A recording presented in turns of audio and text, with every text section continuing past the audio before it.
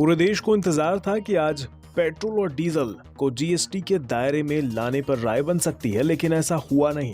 सुबह से ही खबरें चल रही थी कि जीएसटी के दायरे में आने से पेट्रोल 28 रुपए प्रति लीटर और डीजल 25 रुपए प्रति लीटर सस्ता हो सकता है। लेकिन काउंसिल की बैठक खत्म होने के बाद लोगों को निराशा ही हाथ लगी। बैठक में इस मुद्दे पर चर्चा ही नहीं हुई। आप भी सुने निर्मला सीतारमण ने क्या कहा इस मुद्दे पर। On the direction of the court, today it was brought on to the table for discussion. Members spoke very clearly that they wouldn't want it to be included in the GST. Several members said it very clearly. This will be reported to the High Court of Kerala that we have discussed, and the GST Council felt that it wasn't the time for them to bring the petroleum products into the GST. अब दिल्ली के उप मुख्यमंत्री को सुनिए, petrol और diesel को GST के दायरे में लाने पर चर्चा क्यों नहीं हुई, उनकी पार्टी इस पर क्या चाहती है। What about petrol and diesel? इस पे कोई डिसीजन नहीं हुआ। No decision was it taken up?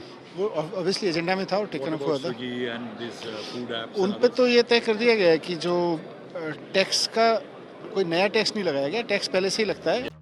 Petrol diesel की कीमतों को लेकर केंद्र और राज्य के बीच खींचतान और पार्टी पॉलिटिक्स जमकर होती है, लेकिन जब जीएसटी काउंसिल में फैसले लेने की बारी आती है तो सरकारें कह देती हैं कि पेट्रोल डीजल को जीएसटी में लाने का सही समय नहीं आया है, जबकि विशेषज्ञ साफ मानते हैं कि पेट्रोल डीजल अगर जीएसटी के दायरे में आएगा तो न सिर्फ आम आदमी को राहत मिलेगी बल्कि ये अर्थव्यवस्था के लिए भी फायदेमंद होगा।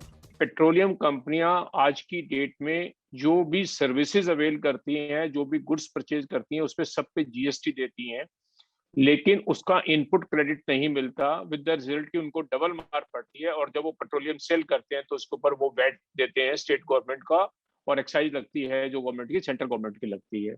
तो अगर किसी तरह से पेट्रोलियम प्रोडक्ट जैसे पेट्रोल और डीजल अगर जीएसटी में आ जाए तो ये भारतीय अर्थव्यवस्था के लिए बहुत ही अच्छी बात होगी। मैं ये मानकर चलूं कि जीएसटी का जो आज की डेट में हाईएस्ट रेट है, अपना जो हाईएस्ट रेट है वो 28% के रेट के हिसाब से कैलकुलेशन और मैक्सिमम आती है।